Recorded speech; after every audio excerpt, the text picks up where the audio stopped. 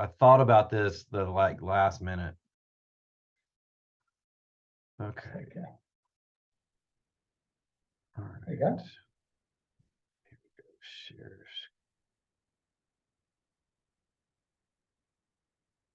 Share screen. Share screen. There we go. We're gonna go on that screen. We're gonna share that screen.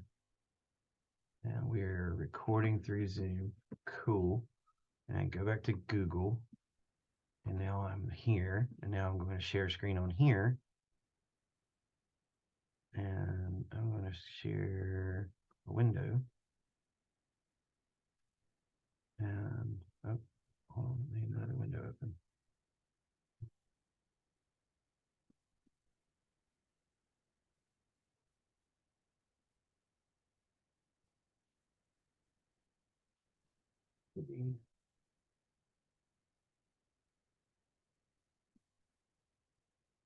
Da, da, da, da.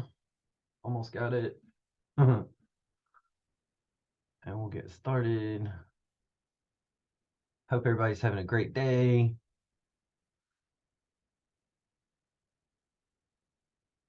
And I see we got 6 people. People should be able to be let in that want to be let in. There you go, Queen.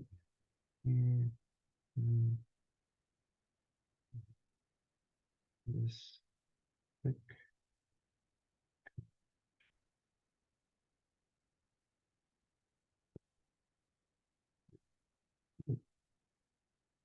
All right, there we go. And here again. All right, hey everybody, do me a favor real quick and put what target market you are in. I spoke to 2 people, Floyd and Tanya, yesterday, and they both happen to be wanting to do the Cleveland market. So that's where we're going to kind of start this idea of thought process and how to map things out, is through starting with Cleveland. And then we can, if we have time, we'll look at other things. But main thing is, and this is where I got stuck in the first challenge, was one, picking my market. So just dedicating this month to that market and being a market expert, as Benson would say. But beyond that is really understanding the nuances of how to use Privy, in that, how do I pull a list? Now, Derek, we were on a different Zoom one time and we talked about like downloading the list and what that, what that entailed. And one of the things that I pointed out, and one of the things I want to show y'all what I've been doing with building out a list and really utilizing it from a statement that I like to always say: preparation ensures prosperity, is preparing before I call. Like, I'm not a big fan, be honest with you, I'm not a big fan of like how Ryan Zolan and kind of how they teach it, to be honest with you. And it's not a knock on them. It's just, I would rather build out a list and then go and have that list to go to. Let's say I take 2 or 3 days to build out that list, and then I spend the next week calling that list and building those relationships. I'd rather spend the time on the front end getting some work done and then making those phone calls, because now I'm more prepared. I know what the properties are. I have the links. I've done some other research.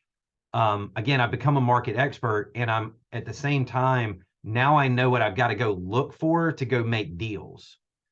And that's it. There's a couple of parts of the process that are critical, especially if your goal, if you'll do something else, if you'll put your intent, meaning like, are you wholesaling the properties? Are you looking for properties to buy and flip yourself? Are you looking for hold properties? And you're probably doing all 3 of those, but just to make sure you have a path to prosperity, what's your focus, right? What are you focusing in on? And that's going to be a critical thing for, again, preparation, ensuring prosperity. And not to get into another thing that I learned from like Dean Graciosi, is consumption dysfunction, right? We end up with like this just consuming, watching these videos and doing all this stuff, but we're not taking action. So again, I'm a big fan of taking some more action on the front end. That way I can really maximize my action on the back end, but be very clear on what I'm doing, right? Because again, this is kind of a, let me grab a little whiteboard. So this is like a 3-step process.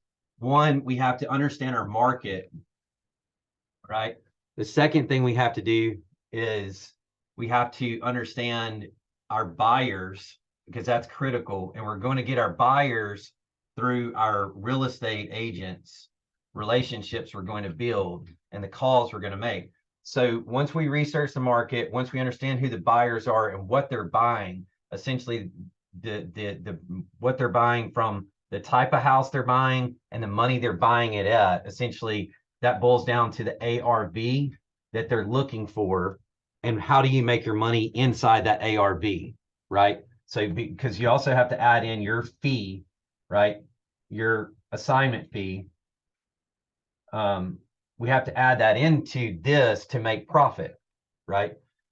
The real estate agent is going to be our connection, because we can get multiple buyers. And this is, I am very in the same alignment with Ryan Zolan, that if I build relationships with the agents, I can have 2 or 3 per agent. So that maximizes my buyer pool versus going to the buyer. Now, I'm not saying going directly to the buyer is not a bad idea, but there are multiple steps to that. And you can watch Benson's videos on going to open corporate and some of those other methodologies of going out and finding those. Sometimes you hit a dead end. Like, you know, some people have Wyoming LLCs and trust companies and all this other stuff. They don't want to be found. Like, they don't. So they hedge that by using a real estate agent for their listing. Just for a little background on me, I was this real estate agent. I worked for the buyers. You wouldn't know who my buyers are, because everything they did was through LLCs, and some of them were, Delaware companies or Wyoming companies, and there was no way to get that information. Like, they were buffered, right?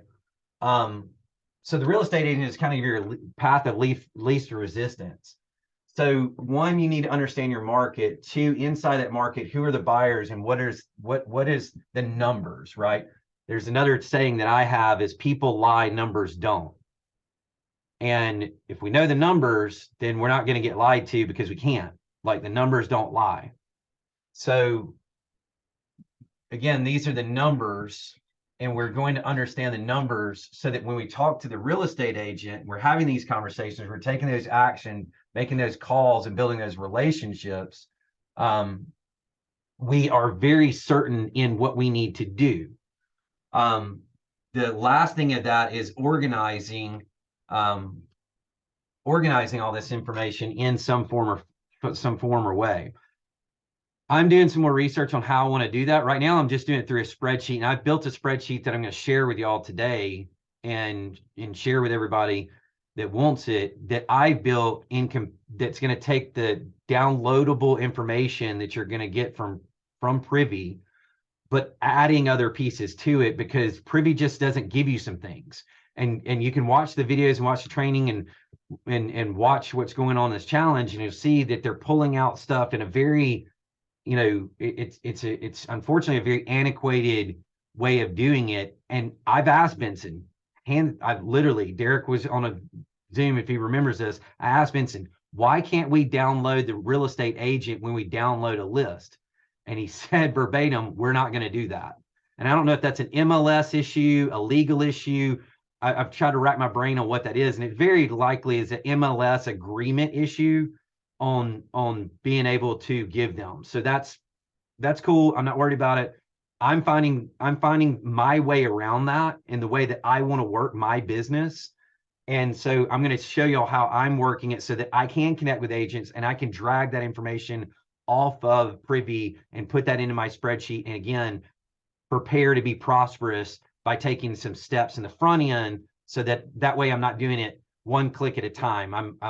I'm taking a lot of clicks up front, and then I'm able just to grab my phone, start calling, making notes. And that's just the way I want to do it. That's the way I'm suggesting it. And that's the way I'm going to show y'all how I'm, go through this methodology. The other thing I will say is, a buddy of mine who's a coder, maybe within the next 60 days, my buddy and I will create an AI robot that'll go in and scrub all this and put it into an Excel spreadsheet for us. Like there's a but there is cool technology out there, and I'm going to show you the point click method that we are going to do. Maybe in the future something cool will happen. Who knows? So let me share this screen because I'm sharing it on the other one. Window, Privy, share. Okay. Cool. All right. Can you see my screen? Yes. Awesome. All right. So obviously I'm going to go like Vincent for a second and say, here's the map. Here's what it looks like. The blue is the areas that have direct to MLS. The reds are going to be public data. We're just going to, this thing may hang up because it's sharing across the computer. We're just going to go ahead and put Cleveland, Ohio, because two people I spoke with yesterday, Floyd and Tanya, they both said they were going to focus in on Cleveland. So you can go just straight to your market, right? One thing you want to do is, again, toggle the different pieces and filter out some different things. I'm going to make some suggestions to you on what I do, and you can do your own thing, but I make some filtration pieces for several different reasons. Let me grab this again, and I know y'all can kind of, y'all can't see my screen at all. Me at all, and I don't want to come off of this. So one of the main things that maybe try and start a new whiteboard here as well. Maybe you can just draw on the whiteboard. Oh yeah. Well, no, I forgot about the whiteboard. Boom. Yeah. You're right, Derek. Whiteboarding. There, I've started one. Can you see that? I don't know how you draw on it. No, I can't, but let me draw on one. Let's see if mine comes up.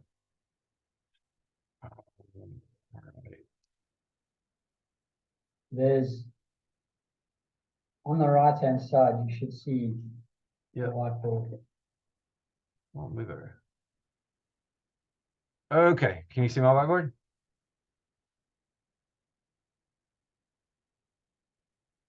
Can you see my whiteboard? Or did I hang up? Oh, don't tell me it froze.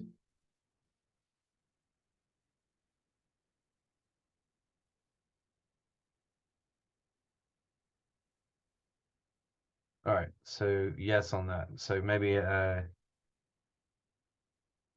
y'all hear me? Are we good still? Okay.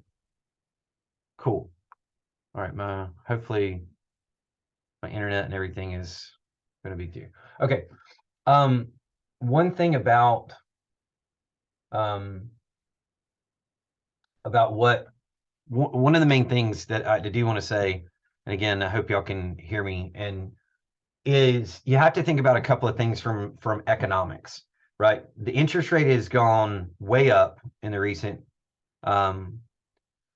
past, and one of the big things about that is the fact that it is, and this is not just from the interest rate, but this has moved the ability to buy down. So again, you really have to think about what does that mean from affordability. If you go listen to some Bigger Pockets podcasts, they talk about affordability and one of the big things about the real estate market and why it's brought things down and why the interest rate needed to, kind of be adjusted both from a raise and a lowering, because what it did is it sealed off a bunch of people for a while. But one of the main things, my point to this is it kind of depends on your market, but here's the major thing kind of across the country. You have to look at, and y'all can go do your own research on this, but you have to look at if somebody is looking at the standard formula for purchasing a home, the reality is if you make, if your household makes $300,000, right, and you take the rule of thumb of the 30% or 35% rule, and I'm just going to do 30% for the reality of the math. That's 90 or $900,000 max out on a house.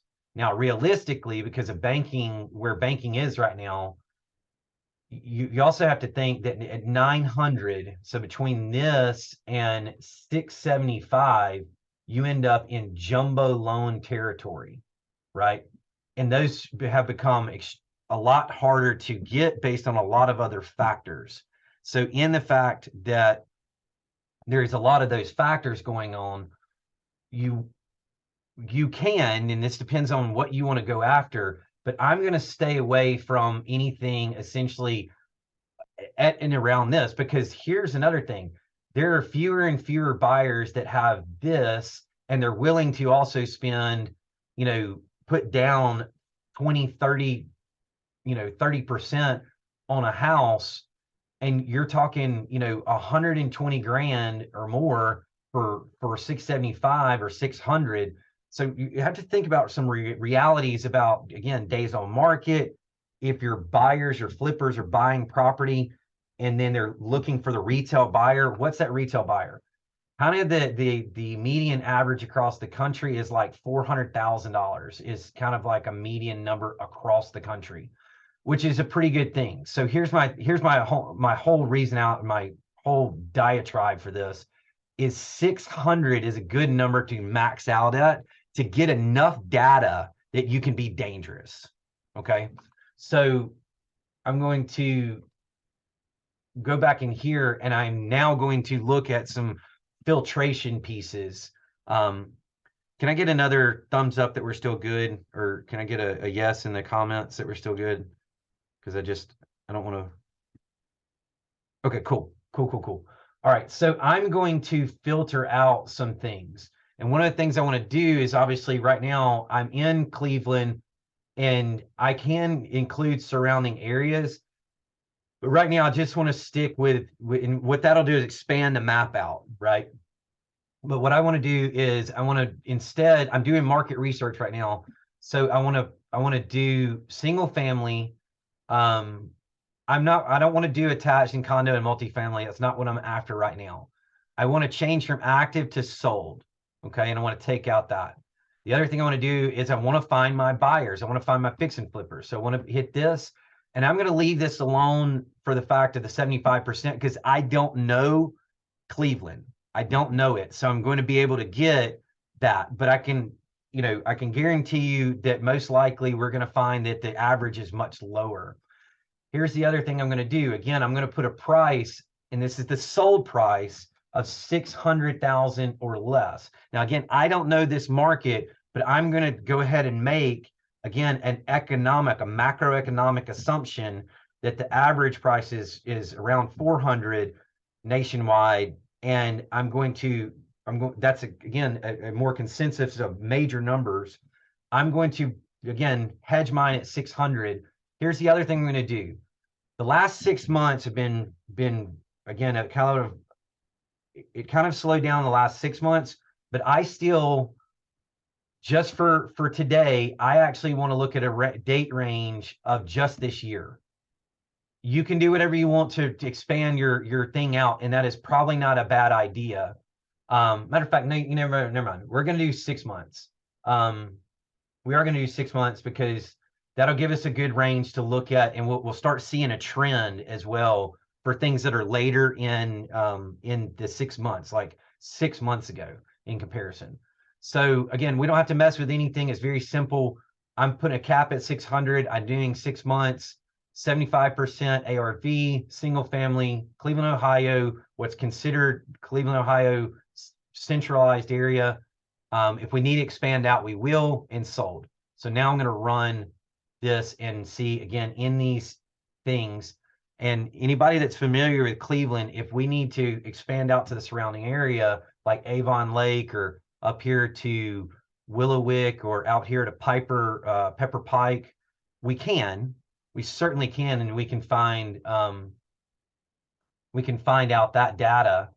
And it might be that we want to do that. Should we do that or no? Expand or no? Like somebody tell me that may be familiar with Cleveland. Floyd, if you're familiar with Cleveland, should we expand or not? My computer is acting silly because if I got so much running. Okay, expand. Okay. So let me go back in here to filter.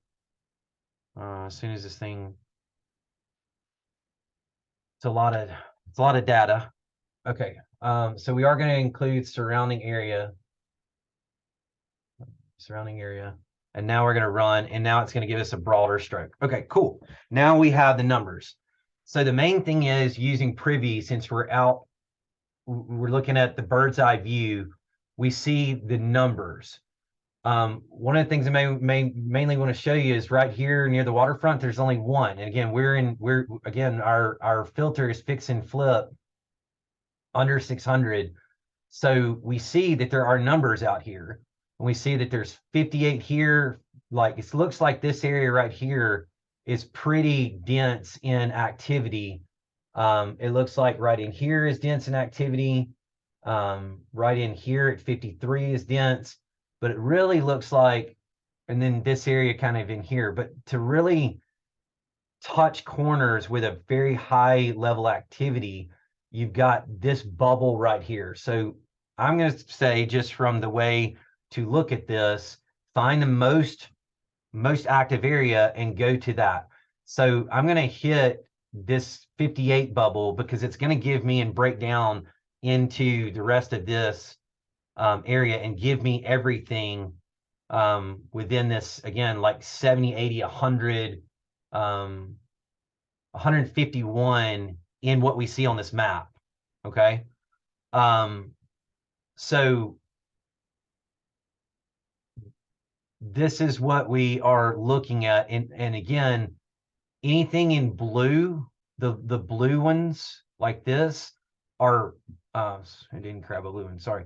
The blue ones are MLS data. The gray ones are public source data, meaning at the title, like the title company reported, but it wasn't an MLS deal, it's off market.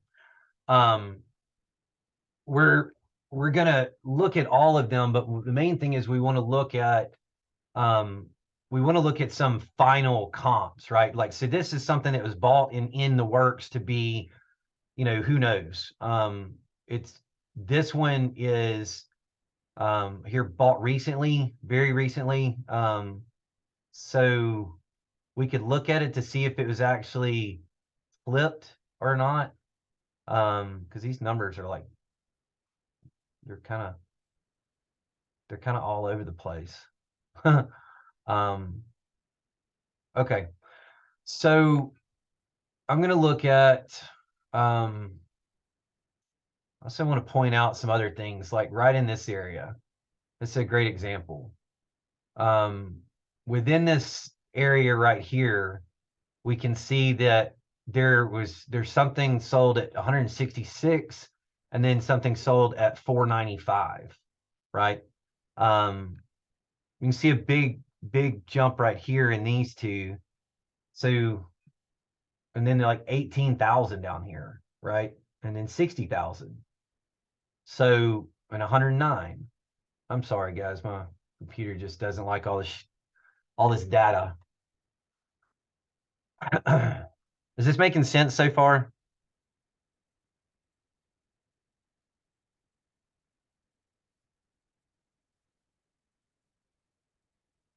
Oh, come on.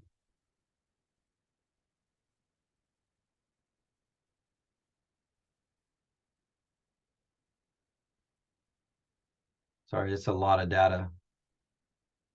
Cool. Thanks, Lance. So you can see that's a really big house, 5-bedroom, 3,100 square foot. Then this one is 3-bedroom, 1,400 square foot. So, I mean, one of the main things behind that is it's double the size, right? So relatively double the price. This is a 3,000. So this seems like a much larger size home area that's occurring right here.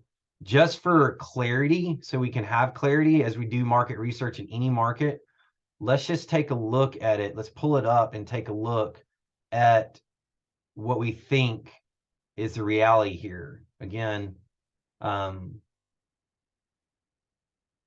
this should be, I'll make sure my filters actually worked. We'll go down here and look. There's the before, there's the after. Not a whole lot that we can see from that angle, but it definitely looks like something was done.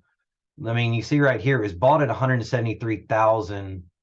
But let's take a look and see if we can look and see if this was a, yeah, perfect example right here. So this was bought, I don't know when it was bought because it really didn't tell me when it was bought.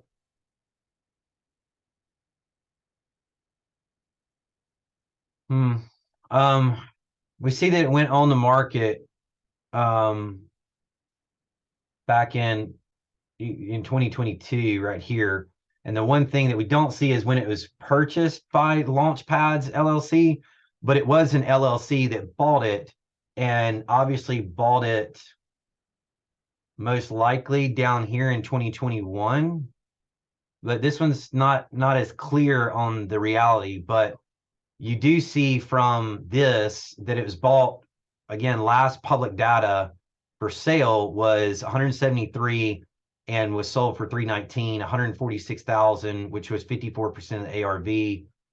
Doesn't look at it. It added a bedroom, so I'm not sure if they just realigned it or not, but they redid the shutters, they redid the paint on the doors. So I mean, it's definitely been updated since this picture here. So again, we're just doing research right now, looking at the reality of things. So let's take another look maybe down here at, like, this looks like a good scenario where you got 65 and 125, and this is definitely a flip house. You can tell that it's been flipped because everything's new, right? Suburb versus inner city. True. Yes. Different types of neighborhood. Shaker Heights versus Cleveland. Okay.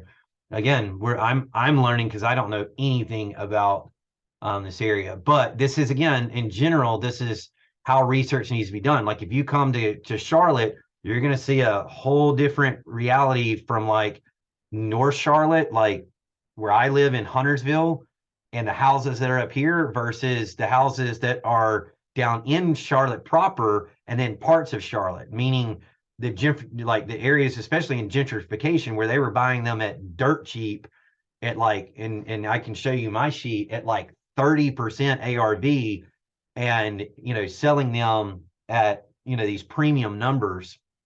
Even still today, they're selling them, and buying them at the low 100s and selling them at the 380s, stuff like that. But they're having to put a lot of money into them, a lot of new stuff, a lot of revisions in those, again, old homes, like 1920s, again, kind of like this inner, the Shaker versus the Cleveland, in the different neighborhoods. But we'll go down here to understand, and there's a lot of comparable data right here, like a lot of comparable data. That's the other cool thing about this map, is showing a lot of, these are on market, these green ones, the yellow ones are pending, and the red ones are sold. So we can get a lot of comparative data, that's going on, but we don't get to see a before picture. I mean, obviously here's the afters. It's been absolutely redone. They added a bathroom is one major thing. And they made, gross profit of $86,000 when they bought it. They bought it at 38,500, sold it for 125. You go to property history and you see that,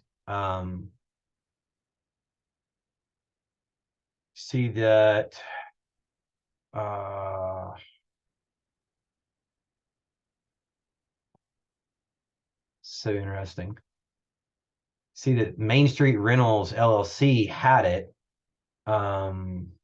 Looks like it's changed corporate hands, and then whatever this, I mean, obviously rental company sold it to this Sarah Gay, and then Sarah Gay obviously put all the money and effort and time into it and made it into this property, and then sold it for the 125. So 80 again, but they bought it at 31% ARV, and that ARV comes from the reality that they bought it for 38 and sold it for 125. Hey, Floyd, or obviously, I don't know your first name, but S. Taylor. Now you're in inner city Cleveland property before Shaker was suburbs.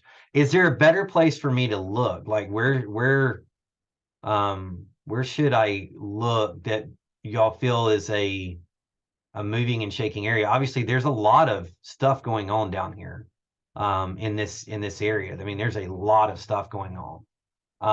But if this is not really where we want to be in Shaker, you know, in Cleveland proper versus Shaker Heights, so we should come up here to University Heights. Lots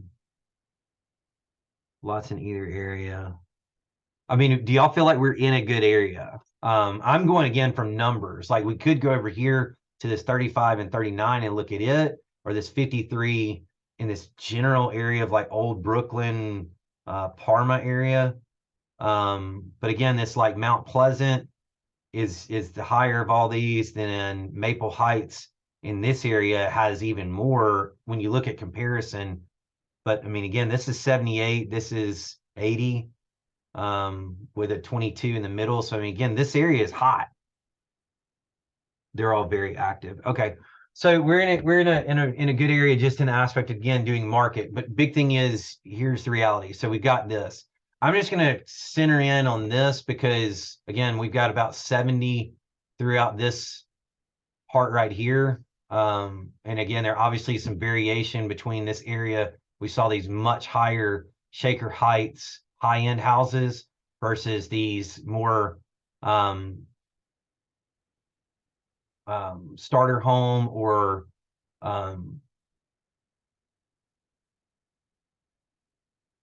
conversion areas.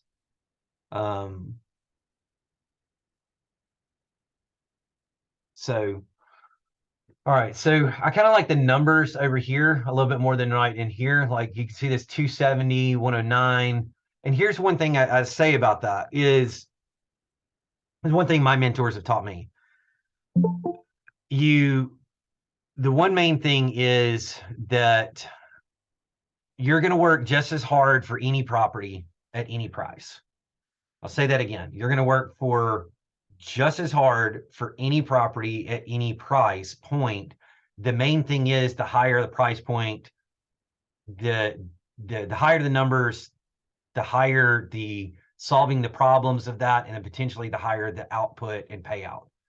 But that also means higher entry fees. That also means a lot of other pieces. So again, this is a reality of finding the market, finding the areas, finding the activity, and finding deals in that area that you can then go after and go find something that you can buy at again, we're going to look at some of these in this, looks like in this area right here. We'll zoom down. But we'll look, like I want to kind of concentrate like this area right here. Again, that means I want to really block out right here, because it looks like a little bit higher numbers. While there is a lot of volume right here, I mean, these numbers are extremely low.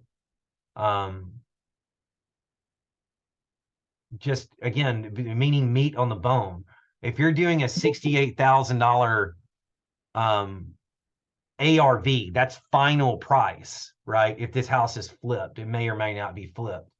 But if you take into consideration, if your end price is 110,000, reality is, we saw it a second ago with one that was bought at 38%. You're talking, you know, $30,000-$40,000 for this home as the buyer is buying it. Therefore, you still have to make a profit. So what kind of profit can you make on that? You may not be able to make, but $1,000 on that deal. Cool, that's $1,000. I'm not knocking $1,000. But what I am saying is, the work and effort you put in to go find a deal in an area, is it worth your time and effort? Can you subtract the time so that $1,000 makes it makes it very, I didn't work a lot on this. I literally made an offer on a house that was, that I found that was at, the price that I need it to be, and I could pad in my $1,000 or $2,000, dollar assignment fee. Does that make sense, everybody?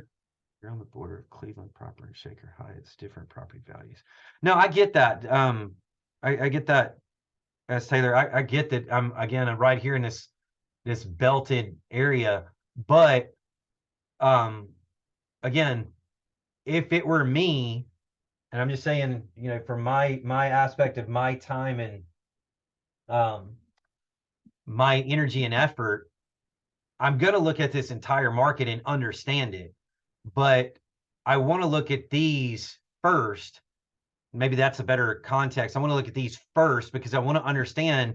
I don't know this area. I'm glad I'm squatting up and I'm getting feedback from people that do know the area that can tell me, this is an area you want to be in or an area you don't want to be in. And that's great questions to ask community. That's the beauty of being in a community and making networking. Your network is your net worth, right? So having you, and if I ever go into Cleveland, I can bounce things off you, partner with you, and find, like, Floyd's got a person on the ground in Cleveland, and you may have somebody too. You may be in Cleveland. But the thing is the main reality is, like, I'm just going to take a look at these first, just to, again, my own market research for not knowing the area. Let me see what this, let me see what these come out to be. So yeah, we can see right now that, like, this has got a ton of upgrades done to it. It's vacant. So this is obviously one that was flipped. It's a pretty atypical aspect of what you look for a flip. You look for where they redid bathrooms, bedrooms, and kitchens, especially. Those are the main things. This is a 5-bedroom, 2-bath, 2,700 square foot, built in 1925. So they probably had to do a lot of different work that needed to be done to get it up to code as well.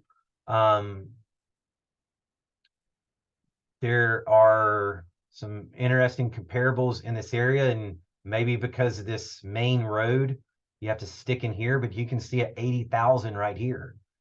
We can take a look at that in a minute. Again, for market analysis. This was a public record when it was sold, so it's gotten off the market, either through direct seller or through some other methodology. And you can see the profit on this thing's $138,000. But they bought it 32% ARV, 32%. Bought it at, again, dirt cheap, from where they sold it at. So this Property Unlimited LLC bought it from this Vaughn person, Carlene Vaughn, for $65,000. It took them about 5 months on the dot to put it back on the market for $199,000. So obviously this again is their target starting for where their end ARV, their retail is, was 200,000 roughly. And they ended up selling it for 203. They sold it for more than they listed it for. It took them roughly 2 months, just under 2 months to sell it, right? And they sold it in the middle of the winter, which is god awfully weird, but they did. And they sold it obviously to an end buyer, Kilpatrick and Cloud, these two people. What they're doing with it, who knows? They may have it as a rental property. They may have it as a personal property. But Property Unlimited LLC bought it for 38%, 65,000, sold it for 203, and made a gross profit of 138,000. Doesn't look like they look like they added square footage, or square footage is added based on a bedroom. You can see right here, they added a bedroom. So these are flippers that know how to add value. That's an value add. These are things you need to research. And so these people are probably doing several different, variations of flips in the area. I would probably say when we do a full capture of the 100 or the 83 properties in this area, I bet we find that Properties Unlimited doing several of these projects in this area. to kind of shortcut a little bit of this thought process, again, we made sure that our filters are fix and flip, ARV of 75%. We did put a price cap at $600,000 final sales price. We're not even close to that in this area at all. That we've zeroed in. And again, we've got a mix range based on what I'm learning of different area. You've got Cleveland, Cleveland proper, and then Shaker Heights on this higher end, which is fine. Again, we're understanding it. And so now I know realistically, I can include, if I'm really going to nail things down, I've got to start understanding some of that. So I've got to look at whether I'm going to make an effort to go after Shaker Heights or I'm going to go after Cleveland proper houses and look for opportunities in these areas. Now that's a whole different bag of where we're finding property. If we're doing on market, we're doing which this strategy is strictly based on market across the board. But if you've got other methodologies of like off market for areas, then great. That's, if you're doing that kind of stuff, that's great. All of our thought process right now is going to be strictly on market. One thing you can do to narrow things down is there's a major road. Anything in yellow is a major road. So here's one thing I'm going to suggest to do with really doing market research. We picked this area based on the satellite view that there's a bunch of activity in this market. Great. Now we know there's there's flipper activity in this area. One thing I'm going to do is I see this gray line that essentially is the break between the shaker. No problem, Lance. Again, I'm recording this. But the one thing I would suggest is, again, you've got major road, you've got a border line that seems like it's gonna be a telltale sign of essentially areas, differentials of areas, and you don't see any activity on this side, at least from the map view. So here's my suggestion. To narrow this down, to really take the next step on this, I'm going to get out my pencil and I'm going to draw a line from right here and block off all of this so that, and I am going to skip those down there. I'm going to circle this area strictly because this is what data I want to capture. So now my data is pulling in nothing but this area. Okay, now I'm solely concentrated on these 33 in this area that is sold. And now I have very specific data, which is great. Now and this may be a major road. So this one may be an outlier just for context. Now, the next thing I'm going to do, what I do is I'm going to go to list view.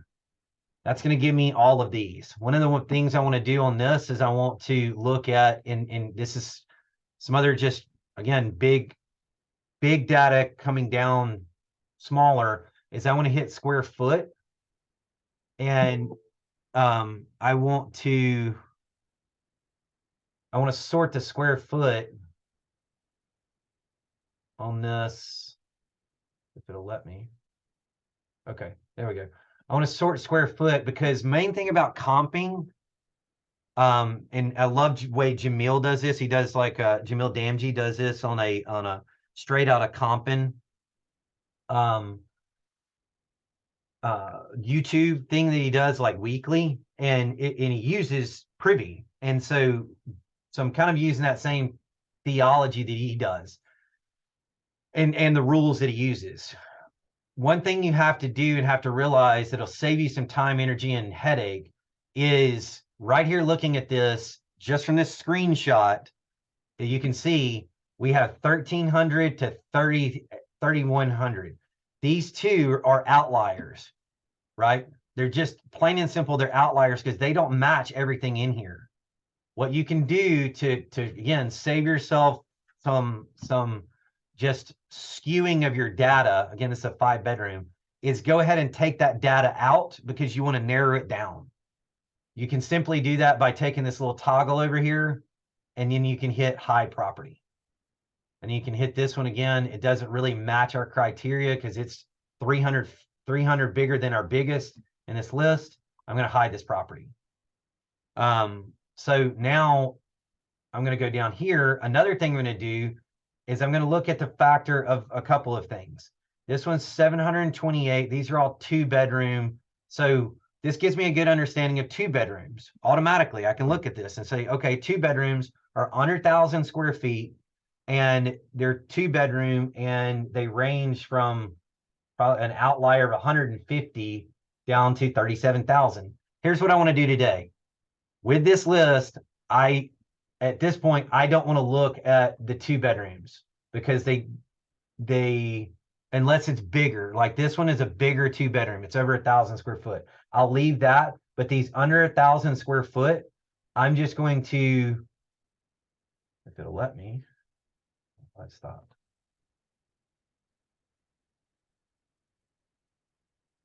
Let's stop letting me do it. Okay. I've highlighted those, and all I'm going to simply do is hide those. Again, I'm going to, stop. That's not what I want to do. I'm going to go ahead and just get rid of these because there's a purpose to this, I promise. I'm going to go ahead and just clear these out because Benson gives us 10,000 leads per month to download. I'm also going to take this one out because another thing that I can automatically see between just a visual comparison is this is 6-bedroom, 1 bath. That's just, there's too many questions I have about that, and I'm just not going to ask the questions today. I'm narrowing it down so I have a better understanding of the data. Here's a funny quote that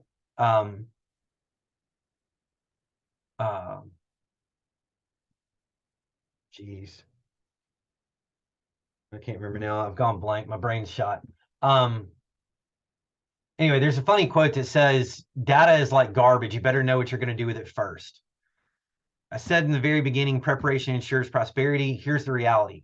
I'm preparing to be prosperous based on taking some time to cut this thing down to reality. That, like I said before, people lie, numbers don't. These are the numbers. The numbers up top didn't matter. The numbers at the bottom didn't matter based on now I have 24 properties in this one zone that we picked out that match similar criteria. It's between a still don't like this under 1,000 square foot just because. So now, and if you've ever worked with buyers before, here's one thing you'll always hear, dead serious. 3-bedroom, 2-bath, over 1,000 square foot, less than some price between 400,000 and, they'll come up with these buy box criteria, right? But the major buy box, if you get on pretty much any conversation with an investor, is going to be 3-bedroom, 2-bath, over 1,000 square foot. And a lot of times they'll say it depends on the market because you really can't do this here in older areas. But then sometimes they'll say nothing under 1970 or whatever. And there's some reasons for that, right? One of the reasons for 1974 is lead paint. Anything prior to, I think, the war was asbestos siding. There's a lot of different nuances that you can learn as you grow. But in this area, people are used to things. Plain and simple, you can see it just, again, from this, looking at the sheet. This thing ranges from literally, dear God, I saw it a second ago, and it kind of cracked me up, 1895 build date, right, to 1955. At least with the, maybe, yeah, 1955. They know what they're doing. They're dealing with these, again, houses that were built pre-60s. So there's codes that also came about in the mid-60s and 70s. That's the other aspect of the 70s. There was more unified code. But these flippers know what they're doing, period. Now, the other thing is, are all these flippers? We don't really know yet, to be honest with you. We can take some critical data once we narrow this list down, and I'll show you what I mean in 2 seconds. But at this point, I have a critical list of 23 properties that have similar values. Yes, they have way different prices and way different ARVs, but they have relatively similar bedrooms and baths. They have relatively similar decades of understanding when they were built, but they the main thing is they're relatively similar. Now at this point, I know I've got more market reality sitting in front of me. Okay. And I do not know Cleveland. So this is my popping the bubble for Cleveland for me. At this point, now that I've narrowed down my 23 properties, I'm going to select all my properties up here in the corner. I am going to now download these properties. Okay. When I download these properties, it's going to say right here, you're about to download 33 out of my 10,000. I've already downloaded some, obviously, and that amount that I can do is up until the 3rd of the month for me. Cool. Awesome. So I'm going to download these properties. Here's another tactical thing I'm going to tell you that's going to save you some headache. Okay. Is it downloads in a standard unlabeled CSV file. Okay. You can see it right there. It downloads in the CSV file. But one of the main things about this CSV file is you're going to have excuse my French on this, you're going to end up with a shit ton of these the more research you do, and you have to go in and rename this thing, what you're doing and the date you did it, because otherwise you're going to get you're not going to be able to find your list. So again, take a little bit of time to just sort some of these things out. That means I need to go into my files on my computer and first rename this thing and pull this thing over here. Y'all can see what I'm doing. If it'll pull over here. Hang on. Sorry, I have 2 screens going, so okay. It's not going to let me pull it across, but here's the thing. Right now, I am renaming it inside of my files. I use a Mac, so I pulled up the file downloads box, and now I'm renaming it, and I'm going to rename it Cleveland. Cleveland, and I'm going to name it a general area south. It's 420, right? It's funny. My brother's favorite day. 420, and that's what I'm going to name it.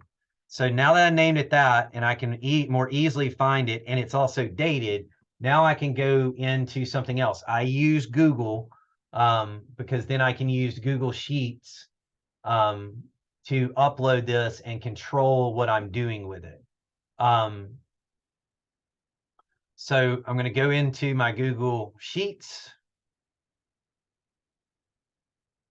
I'm going to my Google Drive.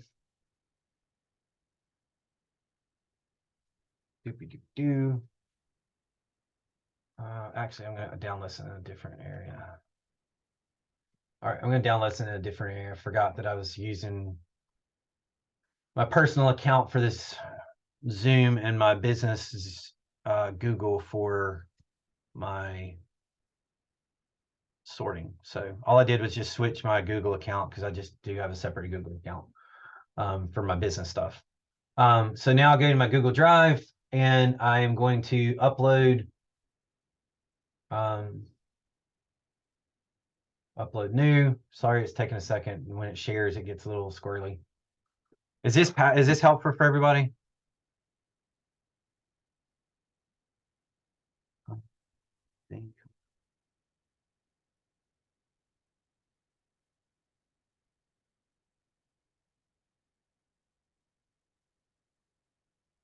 Why is my thing not coming up?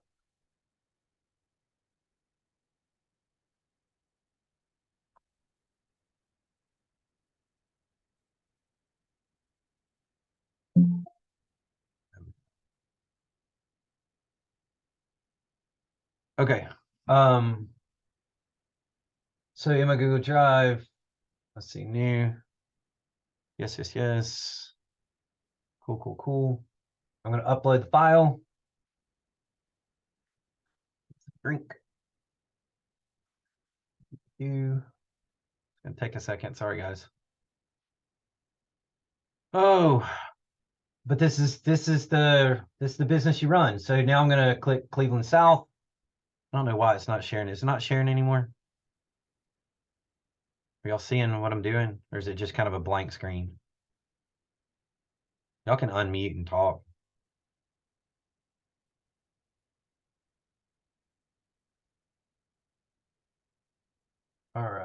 And I'm going to go to recent.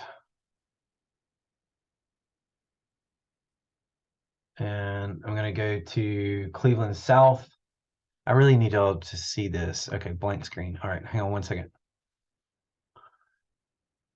All right. Present window. All right, I just had to get off of it and come back on.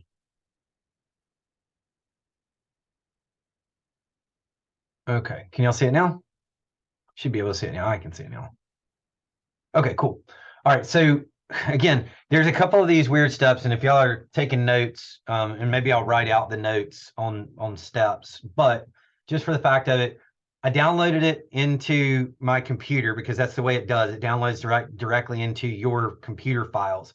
Then I uploaded it into my Google, and the first thing I have to do, instead of using CSV, I have to convert this over to Google. I have to convert this over to Google Sheet. So all I'm going to simply do is hit the little buttons on the side. I'm going to open with Google Sheets, and it's going to create a whole new Google Sheet that's an Excel file. It's a Google Excel file now, and now it can be manipulated, right? CSVs don't like to manipulate at all in Google. So now here's our critical data for our 23 properties, right? 23 properties that we got.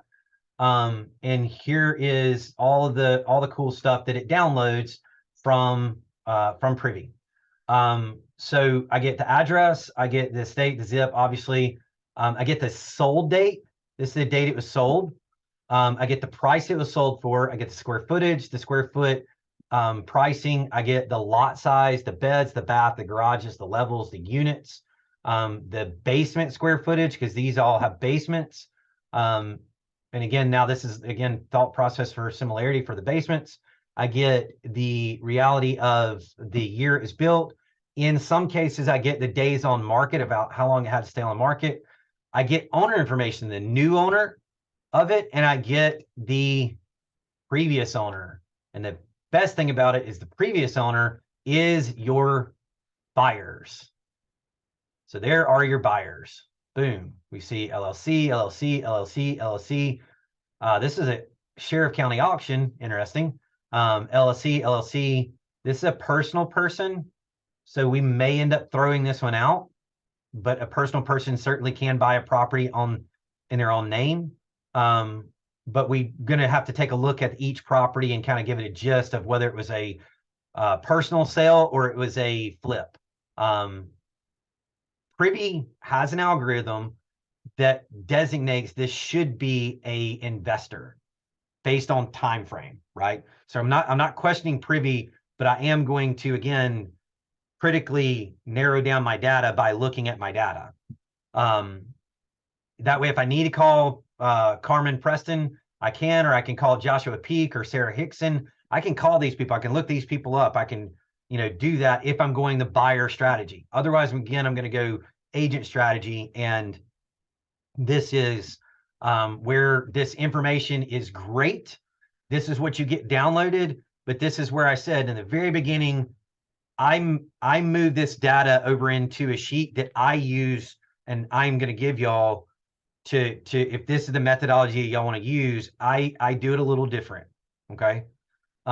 Just because, again, I said in the very beginning, I do a data research and market research, and then I go back and have all of my action items, which would be the real estate agents, because my goal in my company, the way that I'm running this business, is that I'm going after building agent relationships and letting them know I am agent investor friendly. I am an investor that wants to work with them and their buyers when I find properties that don't fit my buy box, that are just not a project I'm going to go after.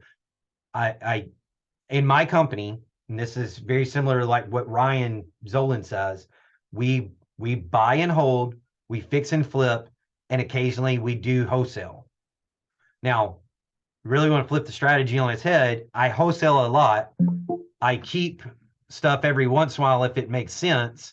And I fix and flip if it makes sense as well, if I have all the other things in place. One thing I'm going to say out loud is if you fix and flip or you fix and flip virtually, you have to build an entire team.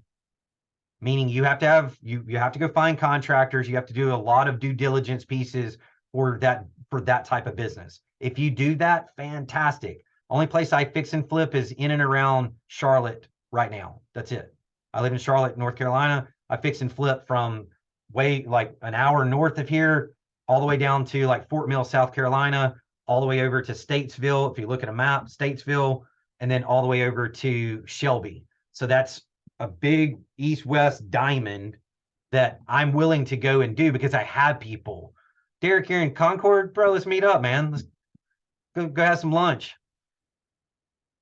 Yes, I'm recording it through Zoom because I don't have right now the capability of doing it through Google, but I am doing a Zoom, totally separate Zoom that I'm recording, and I will send out the link for that.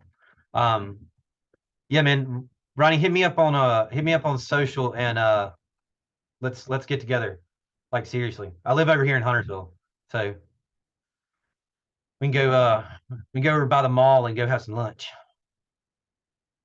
Awesome. All right, so because I know we've been going at it, so now we're at like critical mass information. So I have my list, which is awesome. I am going to actually pull this down because I got to show y'all my methodology of how I data transfer.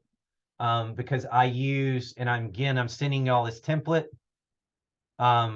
So right now I'm actually going to make a copy of this, and I'm going to do this as Cleveland South.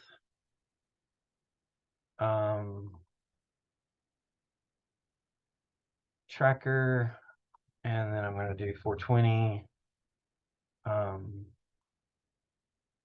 420, 23. I'm going to put that in my files and make a copy. And I'm actually going to work from this Cleveland copy. So one of the things about this about my strategy in this spreadsheet I'm using, I'm taking the data that Privy gives me because it is critical data.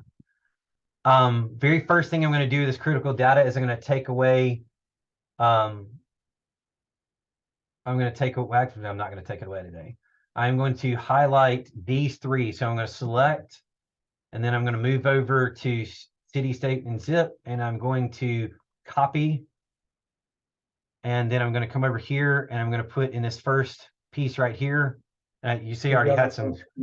Say again. On the screen. Okay, hang on.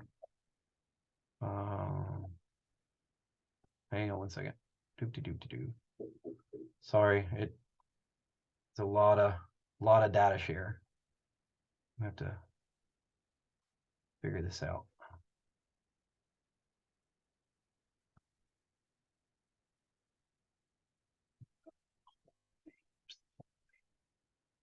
Okay. Crud. Hang on one second, guys. I gotta figure out how to do this.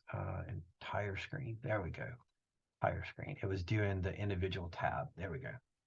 Let's see if this works. Boom. Cool. There we go. Now y'all can see it. Thumbs up. All right, thumbs up. Cool.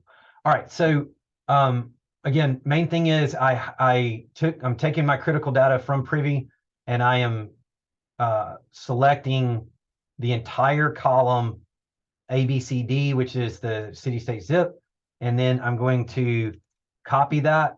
So I hit my Control C, and now I'm going to go here to this number 2, and then I'm going to Control V, and it will populate this entire thing down for me.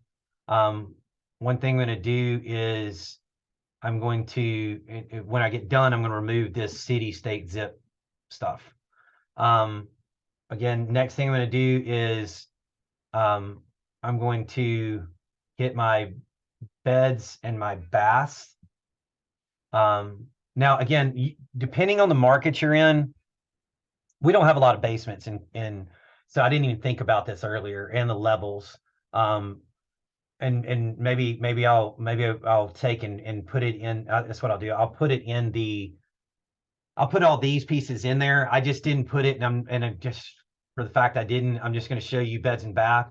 what I'm doing, but I'm going to take this and move it across. I may figure out a better way to do this now that I'm thinking about it, but regardless, this is how I'm doing it right now. So I'm going to copy this. I'm going to put it into this column and I'm going to paste it. And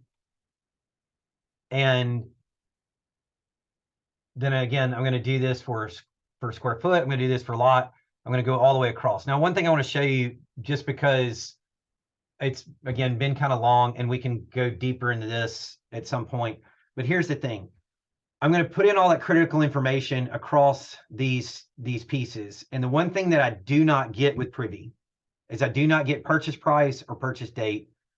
And I do not get a percentage ARV that is in the critical data on Privy, but I do not get that transferred across when I pull the data. And so I've had to make the spreadsheet so I can have that, because there's a reason for the way that I use it. Again, I'm only describing the way I use this stuff. I do get the sold price and the sold date and the days on market. I can put that in. I also don't get the gross profit that Privy puts on their front sheets. So I'm creating this on my end, on my back end. I do get the buyer. I don't get any critical information for them. As far as phone number and email, I'm not worried about that in my case, because I'm not going after them. It is great that I have that information in case I ever want to go that route. But right now, I'm more concerned on the agent data. One other thing it does not download is the agent data, which is okay, because again, you can go in and pull this off. You can pull this off and make it happen by doing it. So let me show you how I do that, because that is another big piece of the puzzle in Pi, is that I need to move this. No, I don't need to move this. Never mind. I don't need to move that. I can leave that there. Let me go back to this other screen. Sorry. So one thing I got to do is from this Cleveland, and I'll show you from moving this data over. There's my Cleveland market. No, I need the other info. It's on the other sheet. Crap. Okay. So one thing I'm going to do again is I go across this and I get all this information moved over. And again, I may figure out a better way to do this, but I highlight this Privy URL, and this is definitely a critical part. I copy those, and then again, I move those over into my Cleveland tracker. So I'm going to paste those right here. And so now I have alignment with my first property again. And I know this seems like a lot of stuff, but I'm going to try to make this easier for everybody. But here's the critical thing. The only way to get the agent name and the broker phone number is to go and open up these tabs individually. Right now, this is the methodology that I'm using, again, to take some time and do this in the beginning. So I'm going to open up the Privy file, which is awesome that they give us. And I get that this is Glendale Avenue, and this one's public data. So back up. So that's not going to work. I should have I should have sorted this list out. Sorry, that's another critical thing I did kind of skip on, is taking out the public markered ones. So let me go back for a second. So this this one right here, this one right here, this one right here, all these gray ones are public. So for our strategy for hitting on MLS market, we'd actually have to take away all these before we download it. So that means that for what we did earlier, kind of retract what I said, we need to hide these public data ones. Now, back up. Two things. Let me say this. You can download this whole thing, but here's reality. Those are going to be the ones you go after the buyer. You have to find that LLC. Does that make sense to everybody? Thumbs up. Okay, so the ones with the gray, that means it came from public data. That's not going to fit the agent. If you're going strictly agent relationship, it doesn't fit that methodology. So I hope that's clear. It does fit the buyer if you're going to go find and do like open corporate and go find the buyer entity and go search those through open corporate and then get those phone numbers and skip trace that. Yes, you can download this critical list that we narrowed down and use all this data. So it's not wasteful, but again, depends on which route you're going. But no big deal. What I'm going to do is, like, for instance, I'm just coming back here and looking. I'm going to go look at 49th Street. No, yeah, 49th Street on this other sheet. Let's see if I got it. Yep, 49th Street right here. This is going to be a good learning. So what I'm going to do is I'm going to click this one and I'm going to open up this one, and this one should be MLS, and it should give me all the critical information that I need to go do agent outreach. Why is it not? Did I get the wrong one? It's 47. Oh, crap. Crappity crap. Okay. Huh. I guess I should have done the whole thing. Okay. Sorry, guys. All right. Wrong screen. Give me 1 second. Wrong screen. Wrong screen.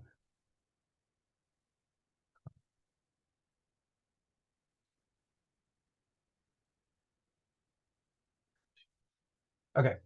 So again, this is the Google sheet. So go back and we said 140. We said 149th. Where's 147? Hang on. Sorry. I feel like I'm making this way more complicated than this. Go back to Privy for a second. Okay, Glendale Avenue is definitely a on-market blue property. So Glendale Avenue, 16301 Glendale. I just want to show you all this because, again, we've been on here for a hot minute. And what time is it? Got about 30 minutes before I do have to go. So we're going to go.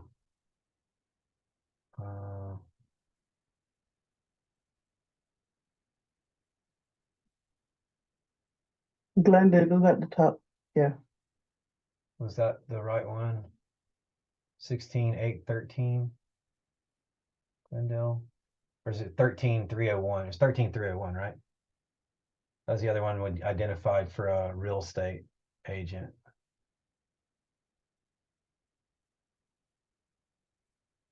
Did this one.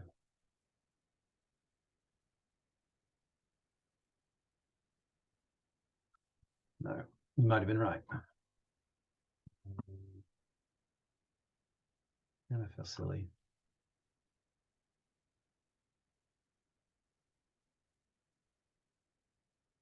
Why are they all coming back public data?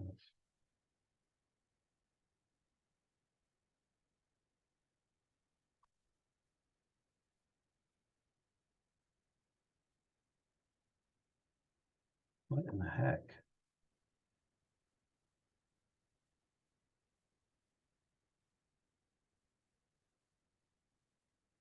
Okay.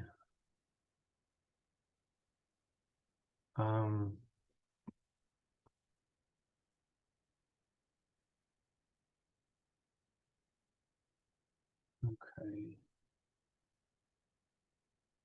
Don't know what's going on with this. Let me go back to the map real quick.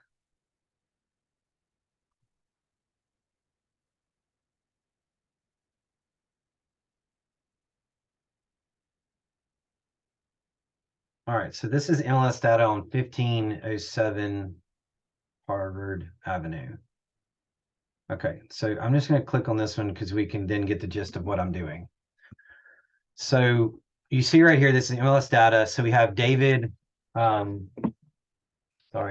have David Slelva. and he works for Russell Real Estate Services, and then the office number is right here. These are the 3 critical things that we're going to grab for this property, and we're going to plug into this sheet. So it is literally a copy and paste. I'm going to copy his name. I'm going to copy his office name if we want that as well, and then I'm going to copy the office phone number. Now go back into what Benson talks about. Looking up the agents and simply Googling them is probably one of the easiest things to do, because most of them need and want to be accessible. So that's how you're going to get their cell phone, and or you're going to call the office and try to connect with them through the through their office line, and you're going to plug all of that in there. You're going to I need to add brokerage in here before I send this to y'all. But you'll well, this is brokerage name. Well, that was his name. But you'll put in the brokerage name, you'll put in the agent, you'll then put in the broker phone number, and then you can go and do your additional research to go find this this person right here, this David Sevilla. So copy that.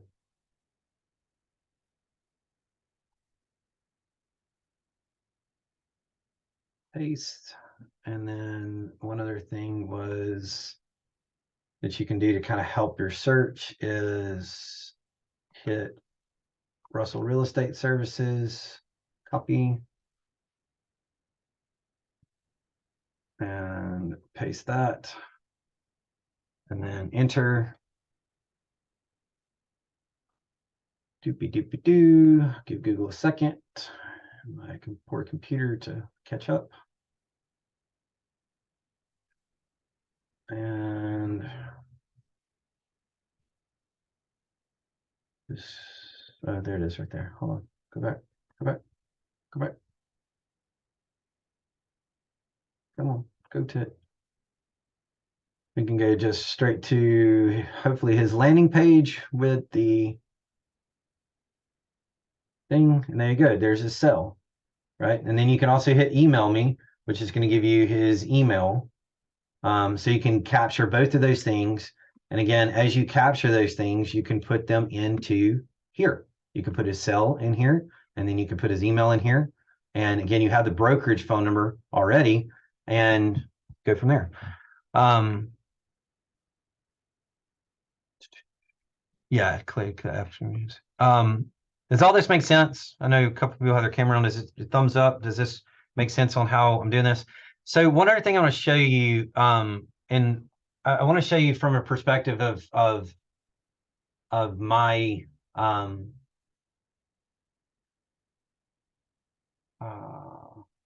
we can do it with this Cleveland. The one thing that I've done is, now these are not these prices, so I just want to show y'all for a second. These are some properties here in North Carolina, but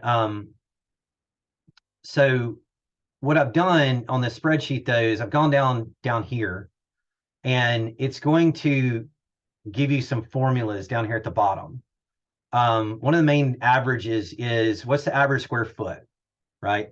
So all the things that are going to be plugged in here are going to end up populating down here for averages. So now you know your average square foot, and essentially now what your target should be, right? I'm cutting down the learning curve of like where to go and go find a deal when you're looking for a property to go put under contract.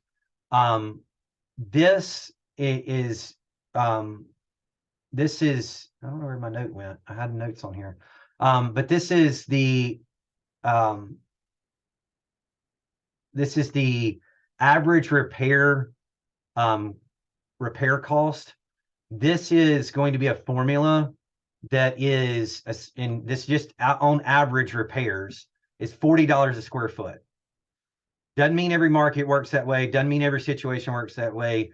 This is an average. You can adjust it based on what you're finding from conversations with flippers, what you know about markets, what you find out about markets. I'm putting in here, quote, an average across the board at kind of a medium square foot price range. And that, so at this square footage times 40 is going to be 60,000 is most likely what they're going to put in, plus or minus. Again, depends on the flipper, it depends on the property, but this is a kind of a nationwide average of cost, again, based on, again, lots of averages, but 60,000 would be what it may cost at $40 square foot. The other thing is your max allowable offer. Here's one thing, the 70% rule, and Benson talks about this all the time in different Zooms. Here's the problem. 70% minus repairs minus assignment fee doesn't work in every market. And I'll give you a massive reason why. This is Charlotte market, North Charlotte market, and this is a big spreadsheet that I've already created on my own. I took again just some of this data up here based on these three buyers, right? But these three buyers, just these three, and this is pretty aggregate across my board for this, is 41%, and here's the sold price. Again, this is sold price from just these three. You can see the average comes out to be 304,000. The average days on market is 44. But you see this one is 53, right? So I mean, this is definitely going to change. But you have to remember, days on market does equate to if a buyer is having a harder time selling a house, he's going to pay less because there's more holding time. There's more holding cost. He's going to start looking at buying it at discount. One of the things about that discount is what I put in here based on some other things, based on what Jamil says, based on what Ryan does at 93% ARV. If you ever watched him do comping, he does 93% as the beginning. He says ARV, 93% ARV, and then he goes from there, right? So I'm taking kind of an aggregate of what people I've learned from and people what I know in my market and what we bought stuff for, right? My partners and I bought stuff for, and put offers on. The main thing is that I'm taking what the average sold price hold on.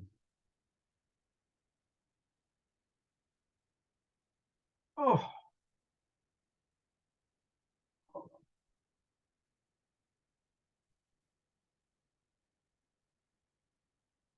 Thing is actually wrong.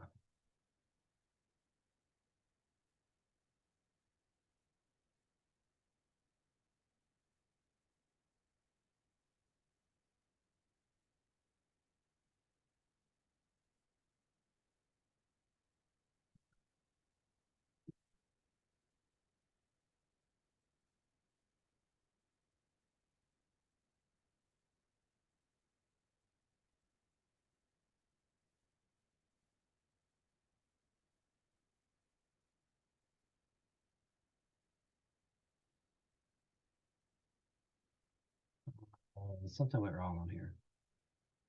Give me a second I'll fix this thing in a minute.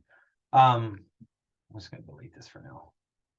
Here's I'll fix that. That was not right. Here's the main thing about this, again, the averages.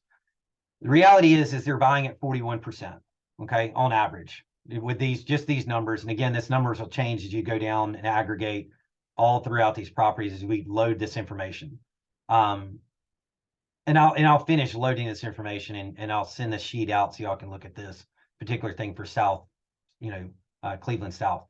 But just with these numbers I have in here, again, these buyers are buying at an average of 41%. Again, 52%, 43%, 28%, right? And again, the sales prices are 305, 323, 285. So based on that, here's the main thing I want you to think about as we go in to look for opportunities to put assignments on. Here's the main thing I want you to think about. 70% of ARV is you know, there's a lot of different ways to calculate, but here's the reality of just looking at this. Here's the thing. You know that they're buying on average at $126,000 in doing these numbers. Okay. That's 41%. So your offer has to have a pad in there of whatever assignment fee that you want to try to get out of it. So as you make an offer, it has to reflect the fact that it's got to be less than this to add in your thing. So if you know the average is 125, and again, every property is different, you're going to have to really look at the particular property going after. But the reality is you're going to have to find properties that are under 41% of ARV. So if you find a property on the market, it's got to be at 126 or less to match this average. Now, again, they'll buy at 159, they buy at 140 based on the house, based on what they need to do, based on what the potential margins are. But reality is that in my market, again, I'm speaking, this is not Cleveland right now. This is data from Charlotte. They're buying at 41%. So you have to get something under contract below the 41% mark to make any money. Thumbs up, does that make sense? Sort of. Can I make a comment on that? Yeah. So what I've found, that some of my buyers that I found are contractors, right? So they are buying it at much higher percentages because maybe they're just keeping their guys busy while they're in between jobs or something. So I think it's a very, I won't say dangerous, but I think it's you should take it on the house and the person you're trying to flip it to, because some of them are happier to pay much higher. So I hear you in terms of the percentage. I'm wondering what other people's experiences. Well, again, I'll give you that's your average. I'll give you another example. I'll give you another example. If this thing will ever load.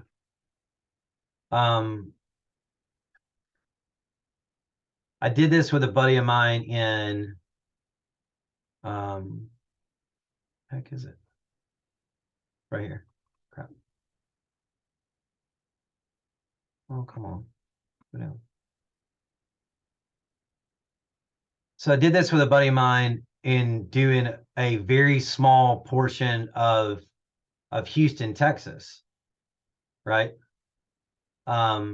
He was looking at it, putting in an offer in south part of Houston, where he had done the Privy process, nailing it down, and we did this similar thing, and we took the Privy data and then we put in some thought process behind it, looking at again these buyers, and again you can see I want to kind of keep it right here, you know, but I mean this is pretty aggregate data across these buyers, right? These are all the buyers that bought and sold, and these are the prices they bought and sold at, and you can see this one's much higher, and you know, and it's the top of the food chain at 71%.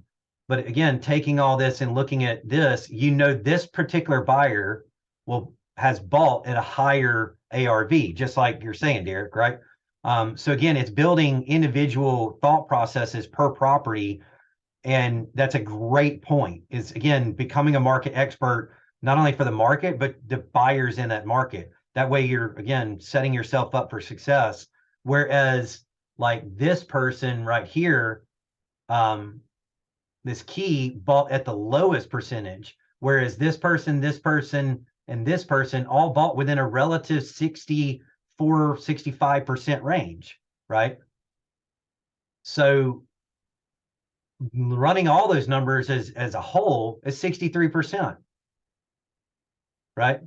So we know that they're also buying at about 286. So again, looking at this again from this data, yeah, we may be able to go to Con and get a higher price from Con than we could Key. Very, very, very true. So that's where negotiating comes in. But again, from how do I need to go and make an offer on a house? this critical data is going to help at least give a good solid range, and I do mean range, of where you need to be for making offers. So the main thing is you don't screw yourself.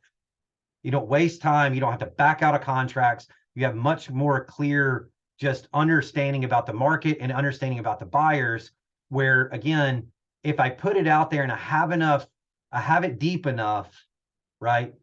If I have it deep enough, then I can be more assured to get what I want out of it from an assignment fee. And that's the game we play, is like, how low can I go? But in the same fact, depends on how you get properties and you negotiate the offers. What is, where do you land in that? Where is that happy medium between the seller accepting your offer and giving the opportunity to go, assign that to one of these buyers? Then you're marketing it. Where do you put it? Well, if you put it at 286, most likely they're going to buy it because they've been buying that criteria. But critically thinking, I need to go below that and give a little headroom. Like Jamil says, you have to start lower than that. So at least 10% lower than that. So that's gonna be 260. Then you need to pad in your assignment fee. And if you're targeting an assignment fee, whether you're targeting percentage or a solid amount that that you want at the top, like 10 grand, then, or 1% would, again, a lot of people do 1%. 1% would be, 28 grand. Or not 1%, but 10%. 10% of the, some people go for 10% of the final sold price. Like Ryan Zolan does. He'll go for trying to get a $45,000 assignment fee. But that means he's negotiating these properties down, down to 200. Because if we take a market reduction of 10% just to make sure we're padding the market, or even at his thing at 93%, which would be 7%, it would be 14,000 off of this. So still be about 260, right? As a starting point. And then if, like he says, trying to get 10% of the ARV, which would be 45,000, then you're at, again, 200. His number would be like 200. Ryan Zolan, based on what he said in his trainings and like what him and his team try to go after. Does that make sense? Yeah. So I'm sorry, just to comment on, I mean, don't get me wrong, I think this is like invaluable because you at least know that you are in the ball, at least in the ballpark, at 63. And then it's a case of going to go. I would always start with Mr. Farhan, try and sell him this this property. And if he's not biting, then go work down the list, right? Yep. Yeah, I think that's even more like critically data looking at it is, Derek, you're right on par. You really want to narrow down your spectrum. You offer it to him and get a response, and then go down the list, like literally go down your list of highest to lowest in critical data. What the numbers don't tell you is the condition of that property. That property might have needed a lipstick, Oh, 100%. Yeah, there's so many different data factors. And I think that's the interesting game we play from a market expert standpoint. We've got to do that data research, understand it, go make those phone calls. That's not what I want. Go make those phone calls and get a hang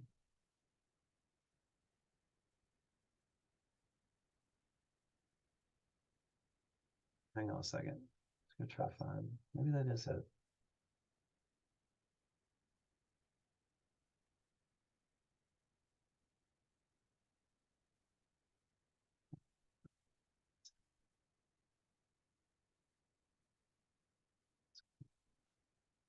This is short. But yeah, get a critical understanding of each situation, of each one. You're completely right. And especially if you're going to run it the way you're talking about, really narrowing down your offerings to the people that pay the most, right? This is the one I wanted. So just going to go back and show you, like this is my market research for Charlotte, North Charlotte, that I've been doing. And so again, I plugged in all the data, moved things around. And this is a general geographic area in Charlotte. But here's one thing I want to point out. I did pull something else I did pull, and y'all can do as well once you get your data all in one place, is I pulled out the buyers column, right? And then I sorted it by name. And there's 9 total multi-buyers that have multi on this list. And mine's from the first of this year, people that have bought, but essentially sold flip properties in this year, in 2023.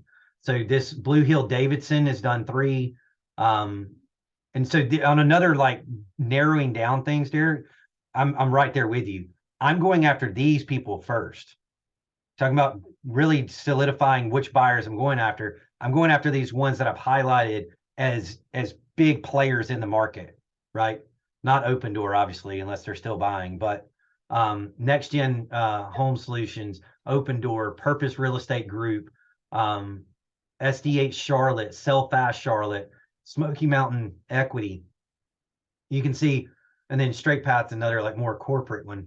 But I have some more regional multi-buyers, right? They flip multi-homes. So I'm going to go try to, like Derek said, extend my offer, my deal, my option to these because of 2 reasons. One, I know they buy a lot of properties and they have the money because it just sold 3 of them. Like, that's another big critical thing. But the other thing is I can also go back to what he was pointing out. How much did they pay? Did they pay a higher percentage? And I'm going to cross deck that information as well. That's a big portion of playing this game. Again, we're playing a data game. We're playing a numbers game. We're playing but like right here, Smoky Mountain bought at 43. Smoky Mountain bought at 38. They're pretty low on the aspect of where they're buying. Let's see if I have any of these other ones that we pointed out. Sell Fast, I don't have their number. But again, you can see a lot of these LLCs in here. You can see just from this spot view right here of numbers, they're below, those are pretty low numbers. So the target properties I go after, like we said, it depends on the area. I mean, like, look at this. Like, for example, one thing I do want to point out in this data, this is very, very telling about your area. Mine is a very general broad area. It's not as deep as we went with Cleveland, but right here, this was bought at 358,000, sold for 553,000. This is in a much higher grade neighborhood and area in comparison to some of these others. One right here, though, bought for 180, sold for 439. Again, this is a big area that this data is in. So this is not as critically narrowed down like our Cleveland data. You do need to understand all these data points are very unique to what you're doing, and it's going to make you more successful, like Derek's saying, really narrowing down, really understanding those buyers, understanding where they're at, understanding their buy box, understanding where they'll buy stuff at, and then as a business, targeting those that have the highest potential first, and then working your way down the list. You really want to do it at a critical development level. I 100% say yes, like go that route. Guys, there's only like 10 minutes until Benson does his thing at 1 o'clock. You know, I would love to answer any other thoughts and how y'all are doing things. You know, Derek brought up some really great points about narrowing things down. But if anybody else has got anything, you know, because I do want to wrap it up just because Benson's got his training and I know I want to jump on it, but I know if you're doing the challenge and have Privy, you want to do that too. So anything from anybody? Any thoughts? Where is that link to the next training with Benson? I don't. That have been emailed to us? Yeah, it should be emailed to you. Here, hang on. Hold on.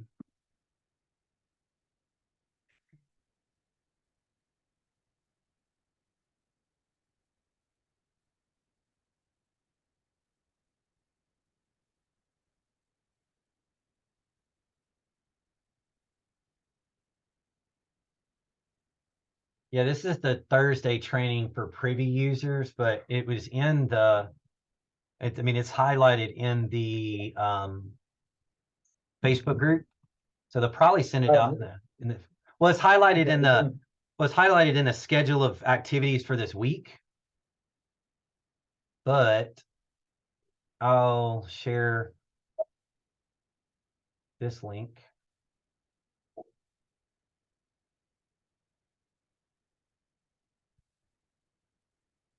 In the chat.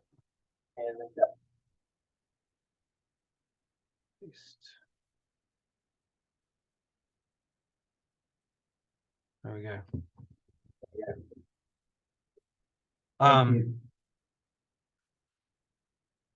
So yes, I'm going to correct a couple of things on the spreadsheet and then send it out. I'll do a shareable link for it. If you'll it'll be like view only, so then you'll copy it and then put it into your Google Sheets or download it as a Excel, depending on what computer systems you use. I use no, it's going to be a link. I'm just going to share it.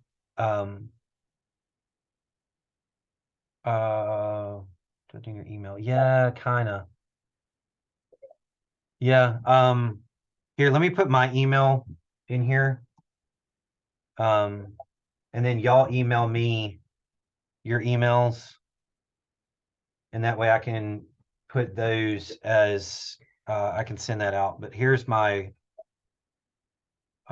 holding company email where I'm using all this, plugging all this data from. I was a bit naughty and I thought I was going to get banned for it and shouted at, but I didn't. But I didn't do it again. I started a Google document of everybody in the meeting the other day. I don't know if you were on that meeting. So I don't know if anybody's interested in joining that group. It's just everybody's contact details. Please don't spam it or do anything like that. But if you're interested in joining and putting your details and saying what you do, I can share that here quickly as well. If you're okay with that, Barrett. I'm great with that. Is that the one that Nick is doing? No, so it was a link that, I mean, everybody was in that meeting the other day and everyone was trying to listen to the meeting and talk to each other because they didn't open the chat. Oh yeah. The one where we had the town hall one. Yes, and so yeah. I just created a Google Doc and dropped it in. What's going on here? And and so I'm having a really good time. I lost power earlier. That's why I had to drop off the call. And now it's telling me that I can't open this document. So I was just going to put in the sharing. But all it is like, I mean, it's self-explanatory. It just says, you know, who you are, if you're interested. If you're not, then just don't worry. But I'll drop it in here quickly. The link. Come on.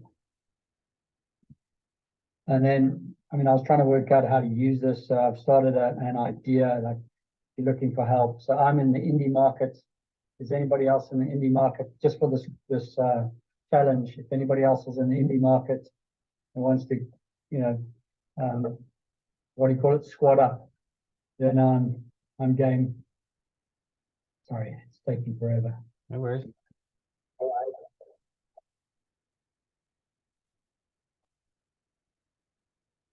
What's it doing?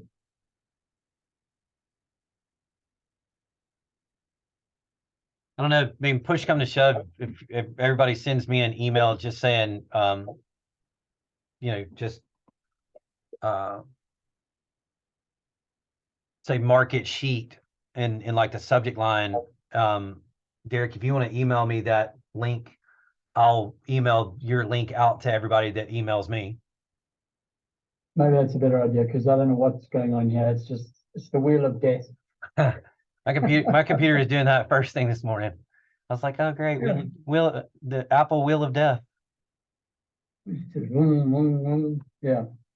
So okay, so I don't know. But thank you very much for this training. It's awesome. Yeah, this is squatting up at its best right here. So, you know, Yeah, I really appreciate it. where more than one mind gathers, so does the Lord, and so does another mind. So that's what I've been taught my whole life. So we're making one big giant real estate mind. Yeah. So, well, Cool. So we'll see you inside that other one now. yeah, I'm gonna hop over there, and then again, anybody needs anything, y'all have my email, reach out to me, and y'all squad up with each other as much as possible throughout the next 30 days and beyond. And maybe we'll do this again, and you know, as we continue to grow through it, and we do an update. Maybe we'll do it in maybe next week sometime. Cool. Cool. Thanks, guys. Thanks, Thanks, everybody. Bye.